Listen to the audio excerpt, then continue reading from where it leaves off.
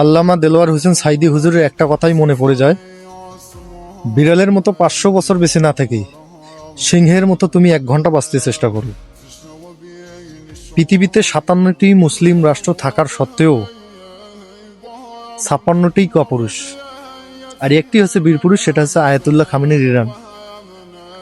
America ইসরায়েলের ভিতর একাই যুদ্ধ করতেছে, আর বাকি 56টি মুসলিম রাষ্ট্র তারা হাতে চুরি পরে আমেরিকার ইসরায়েলের দালালি করতেছে, আর তারা দেখতেছে তামাশা। যখন নিজের সাথে যখন আঘাত পড়বে তখন তারা টের পাবে এখন কি হলো।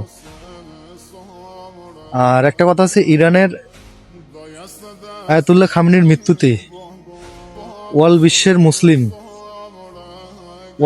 মুসলিম বলতে সাধারণ মানুষ যে কষ্টটা পাচ্ছে, আমি ভাই যে কষ্টটা পাচ্ছি 2 দিন থেকে, না বলার ভাষা, বলতে হচ্ছে, তবু খুব কষ্ট পেয়েছি।